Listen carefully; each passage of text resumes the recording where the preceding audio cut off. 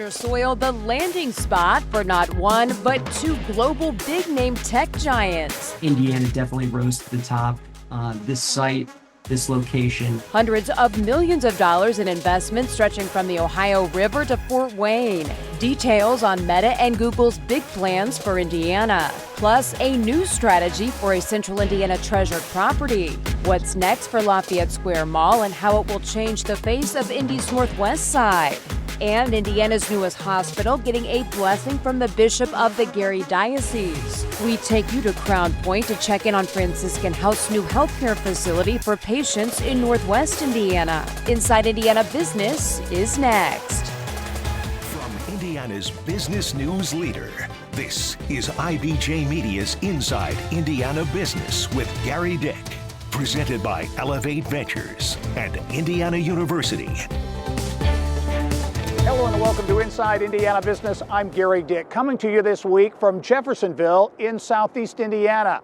Not far from where I'm standing, along the banks of the Ohio River, in the shadow of the Louisville skyline, sits the 6,000-acre River Ridge Commerce Center, which was the scene this week of a major announcement from Meta, the parent company of Facebook and Instagram, announcing plans for an $800 million data center, the second multinational tech giant to make a big bet on Indiana. I am proud to announce that starting today, our company is now Meta. When Facebook became Meta just over 2 years ago, founder Mark Zuckerberg talked of a bigger, long-term focus for the company, connecting to the metaverse, a network of virtual worlds where people can connect with friends, create and play games, work, and shop. Oh, hey, Mark. Hey, what's going on? Hi, Mark. What's up, Mark? Indiana will be part of powering that vision with Meta's decision to locate a major data center in Jeffersonville's River Ridge Commerce Center. We anticipate spending approximately $800 million in the construction of the facility. This is going to be a very large facility. It's about 700,000 square feet is what we're planning for.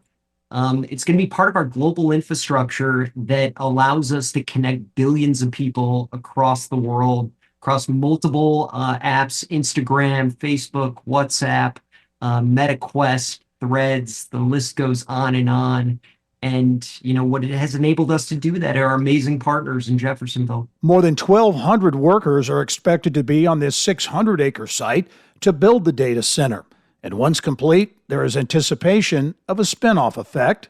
We have seen circumstances in the past where suppliers, vendors, et cetera, will locate nearby in order to serve this type of activity. And you know, there is somewhat of a follow the leader effect as well. When Meta locates in an area, it's not shocking to see other large hyperscale data centers follow suit. So we had started out with a total of 6,000 acres. Right. And you can see here. For River Ridge Development Authority Executive Director Jerry Acey, the Meta deal represents a turning point for a development that has been more than 2 decades in the making. If you're going to land, a high-tech company, I would say this will be one of the premier ones that you would like to have in your backyard. So, we would anticipate potentially suppliers and contractors and other potential, providers, similar type providers that would tend to look at. We'll get more looks, I can assure you of that. Acey says in addition to location, infrastructure, and an abundant water supply, a bill creating tax exemptions for big data center projects passed about 5 years ago by the Indiana General Assembly was a critical factor. Obviously, it's very important. Otherwise, we probably wouldn't be standing here today because that was one of the must-haves. We feel like probably we would not have too many subsequent visits as a result of if that had not happened when it did. Well, in addition to a change in state law, local officials say access to Louisville International Airport also played a role in Meta's decision. As mentioned earlier, Meta, not the only multinational corporation making a big bet with a data center in Indiana. Google was recently identified as the global company planning to build an $845 million data center in southeast Fort Wayne. The city first announced the project in October, but did not identify Google as the company. The data center campus expected to have up to 12 new buildings, and the $800 million plus investment is expected to grow into the billions of dollars over the next decade. No timeline yet on when construction might begin. Well, coming up next, a new vision for the first enclosed shopping mall in Indianapolis. What's next for Lafayette Square and the surrounding neighborhood?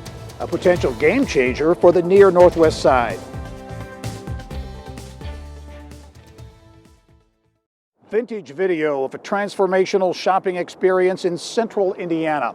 Lafayette Square, the first enclosed mall to open in Indianapolis back in 1968, a Northwest Side staple that fell on hard times in recent years, about to evolve into its next life, with the nearby neighborhood a central part of the plan.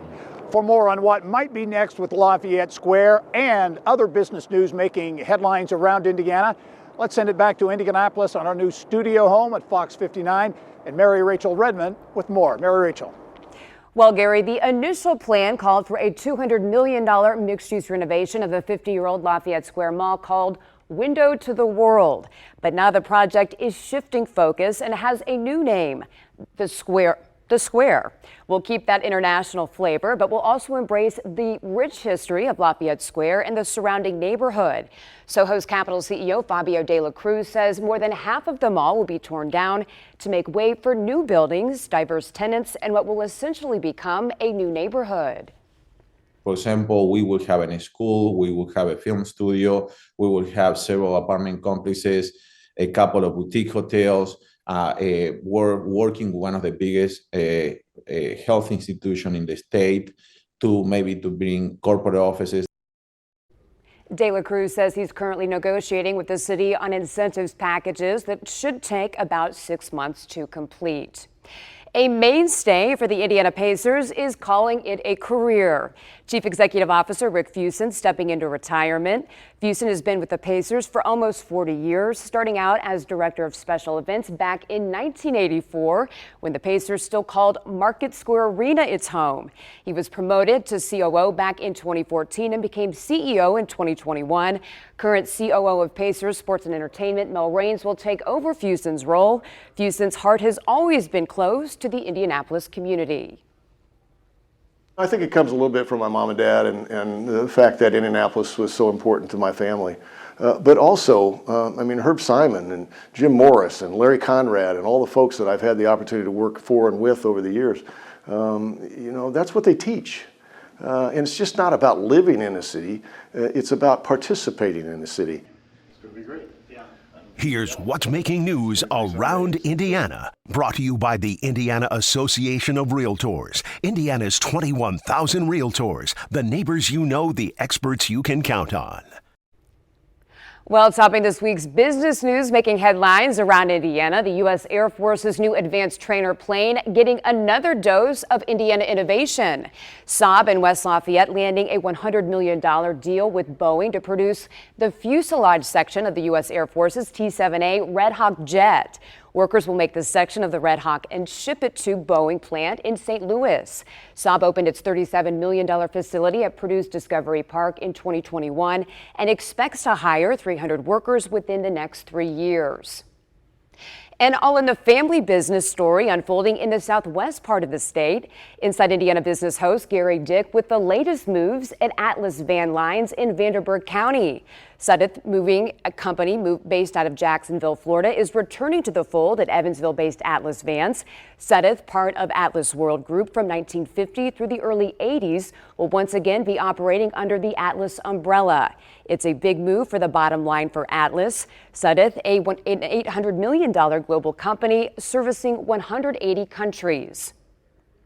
A new deal made in Indiana Innovation Tool for first responders across the country. West Lafayette-based Uniform Sierra Aerospace now selling its drone design to help law enforcement in indoor and outdoor search and rescue cases. Uniform Sierra Aerospace launching its unmanned aircraft system. The Pan, the drone, this week. It's similar to the company's Arrowhead drone, which we see here. The Panther can fly in higher winds than any other unmanned drone and can also maneuver through rain and snow. Next, a major health milestone in Northwest Indiana. The city of Crown Point opening a brand new state-of-the-art hospital, what it means for patients, and the economic impact on Lake County when we come back. Just 3 weeks until Indianapolis rolls out the red carpet to host the NBA All-Star Game. The IBJ continuing its special coverage of this weekend. This week with a look at the Nimble Foundation's plans to create a tech and entertainment hub downtown. Learn more about the Black Future House in this week's IBJ. And if you're looking for a great way to tip off the 2024 NBA All-Star Weekend in Indy, the Economic Club of Indiana Luncheon, sponsored by IBJ Media, is the perfect place. It's February 15th at the Indiana Convention Center. I'll be interviewing NBA Commissioner Adam Silver on stage. Reserve your ticket for a table for 8 now at economicclubofIndiana.com.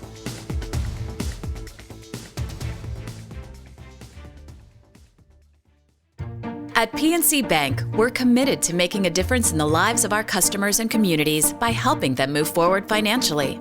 As a Main Street bank, we try to do right by our customers with every encounter. Our local teams offer personalized financial advice to help guide you in making the best decision. We're proud to be part of your community. PNC Bank. See how we can make a difference for you at pnc.com. Copyright 2022, the PNC Financial Services Group, Inc., all rights reserved. Well, healthcare is getting a major revamp in northwestern Indiana. In just a matter of days, Franciscan Health will open the doors of its new hospital in Crown Point. Business of Health reporter Kylie Valletta is here with more. Kylie. Thank you, Mary Rachel. It won't be long. 1 week from today, Crown Point will be a buzz of activity as patients are moved from the old Franciscan Health Hospital to its brand new $200 million hospital. The new hospital has a prominent spot in the community just off the interstate, so you can't miss the 7-story building when driving on I-65.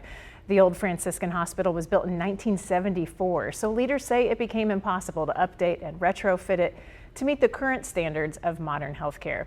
The Mishawaka-based health system says the new state-of-the-art hospital has about 200 inpatient beds and NICU and will continue its work as the only Level 3 trauma center in the region. Franciscan Health Crown Point President and CEO Dr. Daniel McCormick says the new hospital will also create a ripple effect for economic development. And all those things that people seek out in a community where they live, they look for education, they look for healthcare, they look for job opportunities. And all of those things are augmented by a facility like this. I do think having the accessibility of healthcare in your community and healthcare, the caliber that we're providing, will definitely make Crown Point even more desirable. But frankly, the entire Lake County and the region. The hospital opens next Sunday, the 28th at 6 a.m. sharp. The ER at the old hospital will close and the new ER will open. And it's expected to take a few hours to move all of the patients by ambulance to the new hospital. Also making news this week, Indiana University's chief medical officer is on the move. Dr. Aaron Carroll, a nationally recognized expert on health policy and pediatrics, is taking on a new role with Washington, D.C.-based nonprofit Academy Health. He will serve as the new president and CEO there, and Dr. Carroll is credited with helping to lead IU through the pandemic. The ability to say that we have 40 staff committed to providing high quality care in Whitley County is something that no one else can claim that they have the ability to do. A brand new healthcare option for Hoosiers in Northeast Indiana. The Wabash-based Bowen Center opening a new $8 million clinic in Columbia City. The facility offers everything from primary care to addiction recovery treatment. Thank you, Kylie. Now, let's get back to that first story. Franciscan Health opening a hospital that doesn't happen every day, but they're not done yet. Correct. There's going to be more construction on that campus. They just got the largest donation in their history, $30 million from the Dean and Barbara White Family Foundation. They're building a 3-story cancer center on the same campus as the hospital. And this area really needs this. Lake County last year ranked in the top 5 counties in the state as far as residents moving into that county. So when the people come, they need medical treatment, so they need this. Big boon for Crown Point. That's right. and Lake County. Exactly. Kylie, great stuff. Thank you. Thank you. Time now for our Eye on Education, brought to you by PNC Bank. Purdue and Ivy Tech partnering to get more engineers in the talent pipeline and keep them in Indiana. The new Green to Gold program launches this fall on Ivy Tech's Columbus campus. It will give students a chance to earn combined associate's degrees from Ivy Tech combined with a bachelor's in engineering from Purdue University. Indiana State keeping it local when it comes to a massive renovation to its technology annex building. ISU choosing Terre Haute-based Garmong Construction for the $66 million update, which includes state-of-the-art lab spaces for the Bailey College of Engineering and Technology. The renovation designed to help build a bigger talent pipeline for STEM jobs in Indiana. Time now to head back to Southeast Indiana, where Gary is reporting from River Ridge in Jeffersonville. Rachel, I think it would be an understatement to say River Ridge has been a game changer for the Southeast Indiana region. What was, what is, and what's next for this big economic driver? That's coming up next.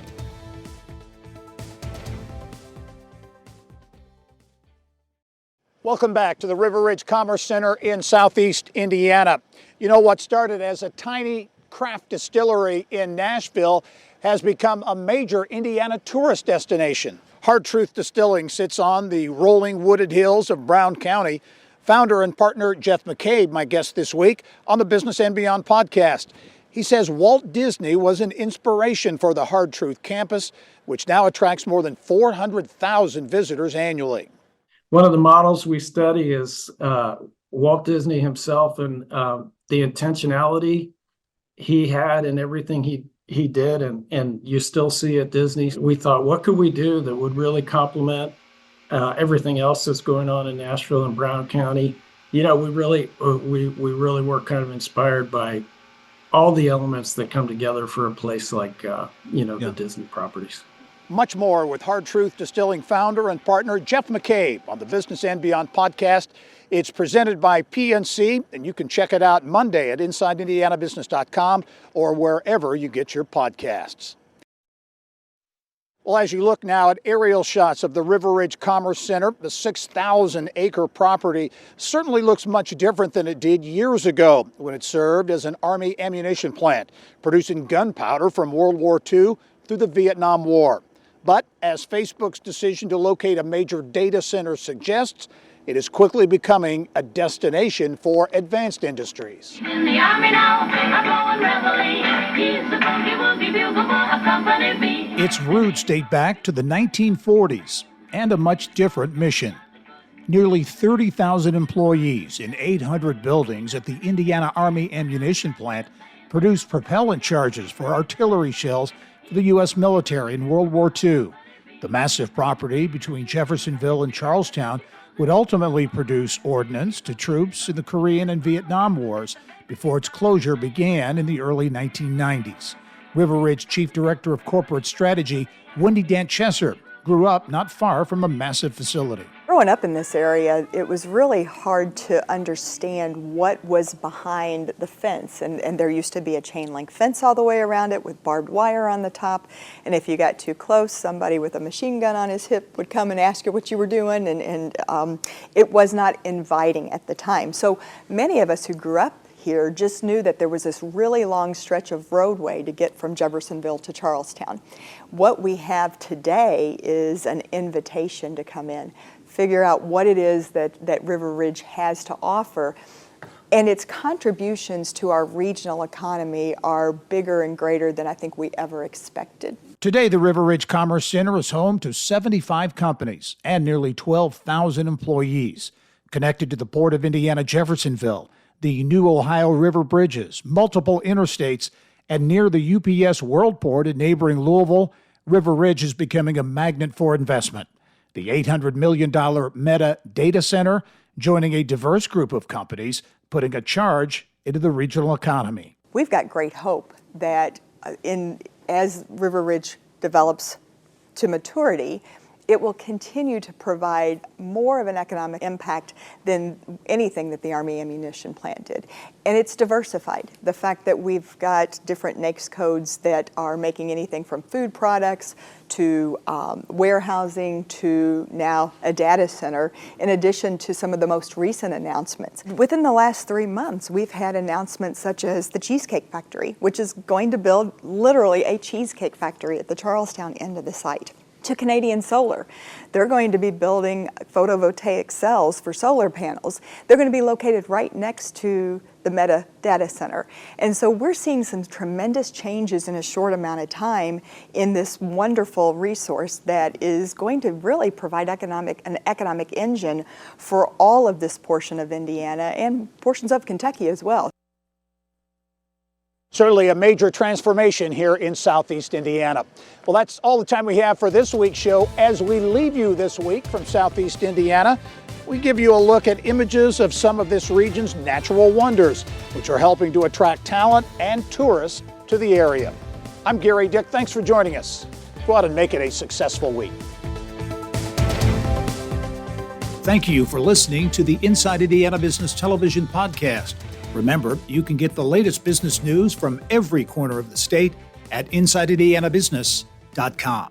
I'm Gary Dick. Go out and make it a successful week.